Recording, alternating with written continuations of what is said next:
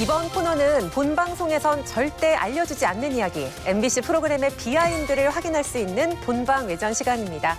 오늘은 다큐플렉스 문명 최후의 섬을 연출한 김종우 PD가 자리했습니다. PD님 어서 오세요. 네, 안녕하세요. 네, 저희 탐나는 TV 출연 처음이 아니시죠? 몇 번째 출연이세요? 3번인지 4번인지 좀 헷갈리고 있습니다. 네. 확실한 건 가장 많이 출연하신 PD님이다. 네, 정말 반갑고요. 오늘도 또 정말 흥미진진한 이야기 많이 들려주시기 바랍니다. 네, 그럼 지금부터 다큐플렉스 문명 최후의 섬을 주목해봅니다.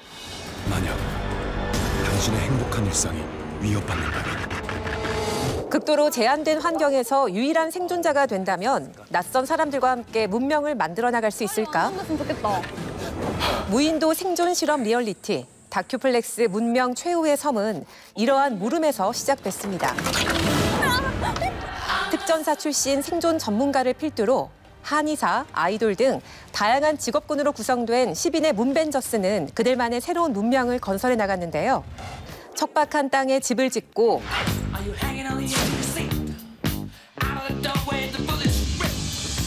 직접 도구를 만드는 등 무인도라는 고립된 공간은 생존자들의 노력을 통해 다양한 즐거움이 있는 문화의 공간으로 자리 잡아갔습니다. 총 4부로 이뤄진 다큐플렉스 문명 최후의 섬은 코로나19 팬데믹 속 누구나 한 번쯤 생각해 봤을 법한 무인도에 대한 로망과 재난 상황에서의 체험을 실험적으로 보여주며 진한 메시지와 울림을 전달했습니다. 네, 김종우 PD는 전작이었던 가상현실 다큐멘터리 너를 만났다를 통해 시청자들에게 큰 감동과 울림을 전했었죠. 과학기술의 최전방에서 이번에는 가장 야생의 순간으로 돌아갔습니다. 특별히 이런 무인도 생존에 주목하게 된 계기가 있으신가요? 개인적으로 이제 어떤 디스토피아적인 상황, 그 포스트 아포칼립스적인 프로그램을 되게 좋아했고 지금 이제 팬데믹 상황에서 무인도라는 야생 환경 속에서 과연 우리가 어떤 낯선 사람들끼리 그곳을 좀 변화시켜 나갈 수 있을까? 이런 것들을 로망이랑 도전을 합쳐서 좀 재밌게 보여드리고 싶은 이런 생각에서 기획하게 됐습니다. 맞아요. 정말 나라면 저 무인도에서 어떻게 할까라는 상상과 생각을 하면서 더 몰입하며 볼 수 있었던 것 같습니다. 위원들은 문명 최후의 섬 어떻게 봤을까요? 그 포스트 아포칼립스 세계관이라는 게 이 프로그램의 가장 큰 차별점이었던 것 같아요. 생존 예능이 대부분 척박한 환경 속에서 어떻게 해서든지 살아남아야 한다. 여기에 초점을 맞출 때 이 프로그램은 포스트 아포칼립스 상황에서 다시 한번 우리의 어떤 문명을 복구하는 이야기, 그 과정에서 기존의 생존 예능들이 좀 놓치고 있었던 어떻게 인간답게 살아갈 것인가 이런 질문들을 좀 하게 만드는 그런 프로그램이었던 것 같아요. 우리가 이제 흔히 생존과 뭔가 이렇게 분리된 것으로 여유 있을 때만 생각해야 될 것들로 여겨졌던 인간의 미적인 욕구라든지 문화에 대한 그런 다양한 욕구들도 그 안에서 자연스럽게 담아내서 그렇다면 인간다운 삶을 구성하는 것은 과연 무엇인가 이런 또 여러 가지 생각을 하게 만드는 프로그램이었던 것 같습니다. 소위 이제 다큐테인먼트라고 하죠. 다큐멘터리와 예능을 결합한 그런 프로그램이었는데 그것으로 이제 약간 의미 있는 실험이었다라는 생각이 들었어요. 회차가 진행될수록 이 문명이라는 기획 의도에 맞는 인류학적인 발견이 있었다고 생각이 들었습니다. 처음에는 식재료를 해결하는 데 그쳤지만 그다음에는 도구를 개발하고 거기서 나아가서 주거 환경을 개선하고 또 한층 나아가서 오락과 예술을 추구하는 과정까지 이루어지면서 문명의 발전 과정을 굉장히 압축적으로 잘 보여준 프로그램이어서 흥미도 있고 의미도 있었습니다. 문명 최후의 섬이 처음에 이제 OTT인 웨이브에 공개됐을 때 이제 서바이벌 다큐 예능이라고 소개가 됐더라고요. 근데 이제 보통 우리가 생각하는 TV에서의 서바이벌이라고 하는 것이 무차별적인 경쟁과 승자 독식으로서 그 설명이 되는 굉장히 잘못된 문제 설정이라고 생각을 하거든요. 승자 독식이든 뭐든 결국 이제 뭐가 있어야 나누는데 그 나눌 수 있는 것은 결국 협력을 통해서 생산할 수밖에 없는 것이고 사실 생존에서 가장 중요한 것은 인간끼리의 협업이다라는 것이 가장 중요한 성찰인데 그 부분을 놓치지 않은 프로그램이었다고 생각합니다. 네, 다양한 감상평이 나왔는데요. 김종우 PD 어떻게 들으셨을까요? 일단은 너무 감사드립니다. 네. 저는 이제 이 프로그램을 나름대로 이제 스케일 있게 리얼리티 촬영을 해보았을 때 너무 어려움이 많았기 때문에 이렇게 의미를 찾아주신 것 자체가 너무나 감사드려요. 진짜 힘들어가지고. 촬영이 많이 힘드셨나 봐요, 피디님. 무인도 촬영이 쉽지는 않아요. 네, 진짜 정말. 덥고 그래가지고 또 차별점을 둔다는 게 항상 힘들긴 네. 한 것 같아요. 극한 야생 상황에 출연진들을 몰아넣고 이를 관찰하는 프로그램은 뭐 이제 시청자들에게도 꽤 익숙한 포맷이 됐죠. 때문에 문명 최후의 섬은 고민이 그래서 더 많았을 것 같습니다. 기획 단계에서 차별점을 둔 점이 뭐가 있을까요? 아무래도 이제 스스로 해나간다는 것, 손으로 이제 해나가면서 시청자도 봤을 때 아, 이게 점점 뭔가 발전이 되는구나. 그 부분을 보여드리는 게 그래도 차별점이 아닐까 이런 생각을 했습니다. 위원들은 문명 최후의 섬의 제작 과정에 있어서 어떤 부분이 가장 궁금했을까요? 아무래도 이제 인물 구성이 문명의 성격, 프로그램의 성격을 결정할 수밖에 없는데요. 어떤 인물들을 섭외해서 어떻게 찍을 것인지 굉장히 많은 고심을 하셨을 것 같은데 각각의 인물들이 어떻게 캐스팅된 건지 그 과정을 좀 알고 싶습니다. 어느 정도는 이제 스스로 뭔가를 해낼 수 있는 사람들, 뭐 이런 거죠. 우리 뭐 좀비 영화 같은 데 보면은 무슨 낯선 사람들끼리 커뮤니티가 만들어지고 뭐 이런 상황인데 난 그거 할 수 있어. 또 다른 상황 다음 스텝에서는 또 이 사람이 이거는 내가 한번 해볼 수 있을 것 같아. 뭐 이런 식의 상황을 좀 생각을 해본 거고 그렇게 자발적으로 뭔가 기여할 수 있는 분들을 위주로 그곳의 상황을 좀 즐길 수 있는 이런 분들을 캐스팅하려 했고 뭐 그러다 보니까 자기 능력을 이렇게 크리에이터로 이제 활용하고 계신 분들이 좀 많이 캐스팅된 감이 있습니다. 사실 이제 그런 분들이 오셨기 때문에 말하자면 이제 뭔가가 이제 건설돼가는 과정이라는 게 가시적으로 나올 수 있었던 것 같아요. 그렇죠. 그러니까 열흘 동안 이게 뭔가 만들어지는 과정이라든가 물자가 이제 드론을 통해서 떨어지는 모습과 그거를 뭐 찾아가는 뛰는 모습 같은 것들을 보면은 가령 이제 배틀그라운드 같은 게임이라든가 문명을 건설하는 턴제 전략 게임 같은 것들이 좀 떠오르는 부분들이 있었거든요. 그걸 연출하는 것에 있어서 뭐 기존의 어떤 게임이라든가 혹은 저 서바이벌 장르의 어떤 컨텐츠들에서 좀 레퍼런스 삼은 것들이 있는지 좀 궁금합니다.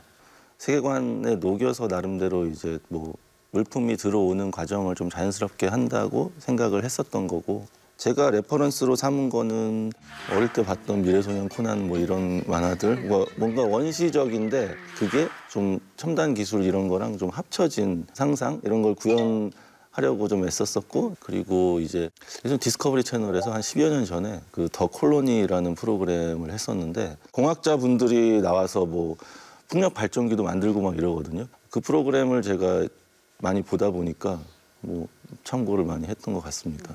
그러니까 이 섬이 또 되게 중요하잖아요. 네. 그래서 그 장소 섭외할 때 되게 많은 어려움이 있으셨을 것 같아요. 박은하 씨의 그 정예요원들이 방문했었던 그 섬은 그 마을 사람들이 떠난 흔적까지 고스란히 남아 있어서 이 프로그램의 어떤 디스토피아 세계관까지 고스란히 보여줬던 그런 풍경이기도 했거든요. 그래서 이야기 이렇게 꼭 들어맞는 장소를 어떻게 섭외하게 되신 건지도 궁금합니다.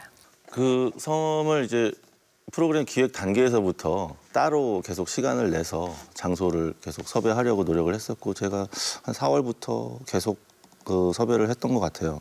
이런 식으로 평평한 지점이 있는 무인도, 그러니까 뭔가 활동을 할 수 있는 무인도는 되게 많이 없어요. 그래서 그런 걸 찾는 데 시간이 많이 걸렸고 저희 본거지가 된 질마도라는 그 섬은 이제 물이 나오고 평평한 곳이 있고 해안이 좋으니까 예전에 리조트로 개발을 시도했을 만큼 되게 입지가 좋은 섬이라서 저희가 우연히 찾았지만 운 좋게 하게 됐고 거기 남아있는 자원들이 좀 있어요. 옛날에 개발하다가 남은 바다 쓰레기랑 합쳐서 뭔가 해볼 수 있는 것들이 좀 있어서 잘 찾게 되었습니다. 네. 한 3개월 정도 찾았던 것 같아요. 네. 네. 프로그램 초반에 비바람이 몰아쳐서 촬영이 중단된 적이 있었어요.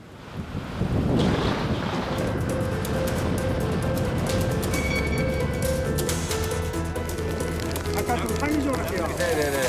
지금 날씨 예보가 호우주의보로 바뀌었어요. 저희 생각에는 여러분 안전이 좀 걱정돼서 이대로 숙박을 할 건지 여러분의 동의가 좀 필요할 것 같아서.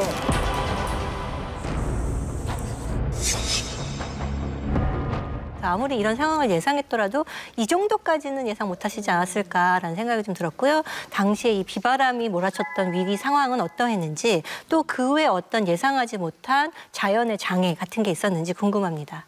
네, 그 비바람이 적당히 오면은 PD 입장에서는 참 고맙게 촬영을 할 수 있는 건데 제 예상을 이제 벗어난 범위에서 물론 이제 선택사항을 그 출연진 분들께 드리기도 했지만 저도 봤을 때 좀 낙뢰가 심하고 해서 어쩔 수 없이 좀 나왔던 부분이 있습니다. 근데 후회를 많이 했죠. 그냥 계속 있을 걸. 현장에서 이제 많이 덥고 낮에는 정말 서 있는 것 자체도 되게 힘든 상황이에요. 그래서 그 출연자분들이 어떻게 보면 되게 대단하다는 생각도 들고 진해가 되게 많은 섬이거든요. 그 섬이 되게 유명하더라고요. 그 주민분들한테는. 그래서 그런 고생들을 하면서 출연자분들이 거기서 흔쾌히 밤에 이제 오순도순 얘기도 하면서 살아남은 것이기 때문에 저는 굉장히 감사하게 생각하고 있어요. 이번에는 에피소드에 관한 이야기를 이어나가 볼게요. 예상치 못한 상황도 발생을 하고 녹록지 않은 자연 환경 속에서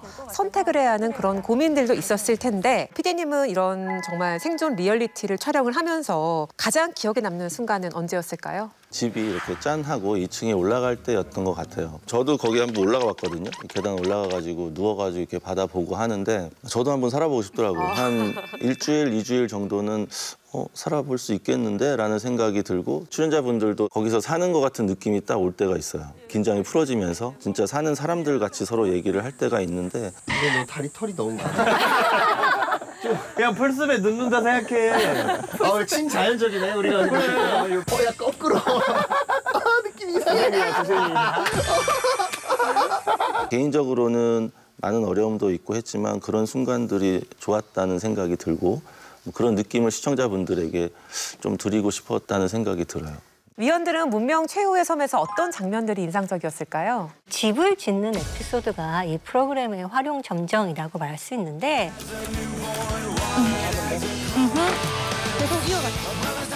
사실 우리의 인생이 집을 하나 얻기까지 과정인 것처럼 이 무인도에서도 자기 집 자가가 있어야 되잖아요. 그래서 쉘터에서 이렇게 집으로 가는 과정이 굉장히 흥미로웠는데 이 집을 짓는 과정에 대해서 좀 더 자세하게 듣고 싶습니다. 마초맨님하고 부식님의 그런 크리에이터분이 계시는데 그 두 분을 중심으로 이제 설계를 했는데 두 분이 고민을 많이 하셨고 다들 이렇게 힘을 보태가지고 아름다운 집이 나왔습니다. 대나무는 이제 그 외부 섬에서 이렇게 갖고 왔고 목재는 거기 있는 것들을 이렇게 활용하셔가지고 지었었고 지금도 지어져 있거든요. 네, 한번 가보시면 또 네. 갈 수 있나요? 갈 수 있습니다. 네. 마초맨 씨가 첫 리더였잖아요. 근데 이분이 정말 리더를 이양하고 싶다라고 얘기하는 걸 보면서 뭐 리더의 역할로서 지시하고 뭐 이렇게 해야 되는데 전체적으로 볼 수 있는 사람. 그러니까 전체적으로 볼 수 있는 사람. 그러니까 지휘를 할 수 있는 사람. 그렇죠. 은하님이 너무 잘하실 것 같아가지고 이렇게 좀 새로 뽑으면 어떨까 하는 생각에 내가 리더로서 어떤 걸 선택해야 된다는 그 부담감이 엄청 크구나. 그런 면에서 어떤 면에서는 그 리더와 리더가 아닌 참가자, 팔로워들 간의 관계라는 것들이 좀 더 흥미롭게 진행될 수 있는 부분도 있었다고 생각을 하거든요. 물론 이제 리더가 이제 굉장히 옳은 방향을 제시하기도 했지만은 다들 잘 따라주셨는데 그렇지 않을 경우 그걸 어떻게 조율할 것인가. 방송에 담기지 않았었던 어느 정도의 좀 그 리더와 이제 그 다른 참가자들 간의 갈등 같은 거 혹시 없었는지 궁금합니다. 그런 역할에 대해서 굉장히 진정성 있게 진지하게 이렇게 받아들이신다는 거를 저도 이제 발견을 해서 좀 더 큰 가능성이 있다고 봤는데 많이 담기지 못한 게 좀 아쉽기는 해요. 판단을 할 수 있는 기회를 더 주고 그걸로 인한 결과를 더 상이하게 주면은 좀 더 흥미진진한 게임 같은 게 될 수 있지 않을까 이런 생각도 많이 듭니다. 네. 저는 약간 또 인상 깊었던 에피소드 중에 하나가 소금 만드는 과정이었어요. 이제 김소봉 셰프가 돌을 달궈서 거기다 물을 떨어뜨리면서 소금을 만들기 시작하는데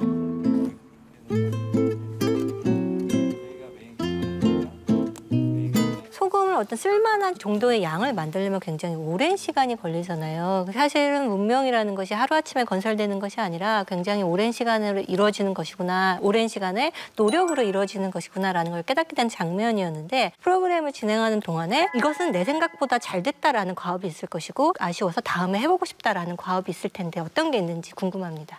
이런 생각도 했어요. 거기서 뭐 술을 만들 수 있을까? 뭘로? 뭐 그러면은 거기서 뭐 획득한 재료도 있을 수 있고 저희가 뭐 드리는 일종의 약간의 뭐 이런 것도 있을 수 있고 지속 가능한 형태의 뭔가 문명화된 것들, 지속 가능한 식량이나 이런 거에 대한 꿈은 많이 있었는데 짧은 시간 동안에 못 보여드린 포기한 것들이 좀 많이 있었습니다. 또 하나는 태양열 패널들이 많이 버려져 있어요, 사실. 만약에 이제 그런 것들을 어떤 기술적으로 활용할 수 있는 사람이 있다면 실제로도 에너지가 생성될 수 있는 부분이 있거든요. 그러면 다음 스텝은 또 뭐가 될까 이런 것들이 해보고 싶었던 과업들. 아쉬움이 많네요. 생각해보면. 인상적이었던 게 이제 박하늘 씨 같은 경우 섬을 탐험을 하러 갈 때 본격적으로 어떤 수영 능력자로서의 그 모습을 보여주면서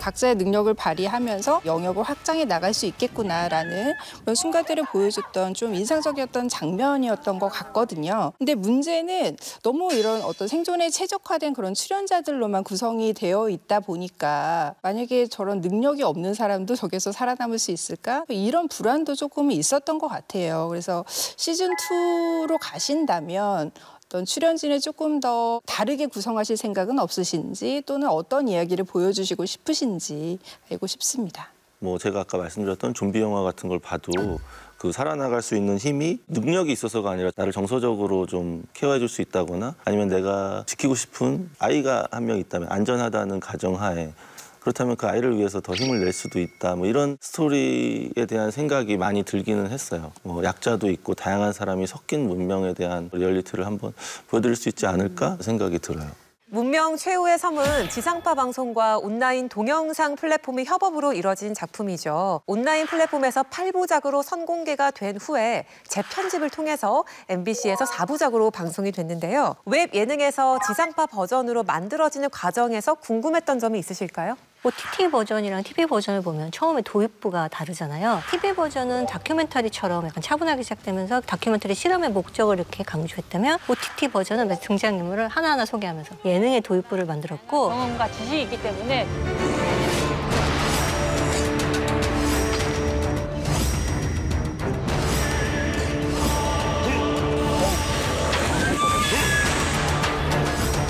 또한 이제 결말 부분도 사실 차이가 있어요. OTT 버전에는 마지막에 투표를 해서 문명의 대표를 뽑는 그런 약간 게임 요소가 있었는데 TV 버전에서는 그 부분은 생략되고 그냥 이렇게 평화롭게 문명은 이렇게 되었습니다. 약간 이런 느낌으로 끝났는데요. 지상파는 다큐로, 웹은 예능으로 이런 식으로 다른 장르적인 특성을 살려서 기획을 하신 것인지 이런 부분에 대해서 듣고 싶습니다.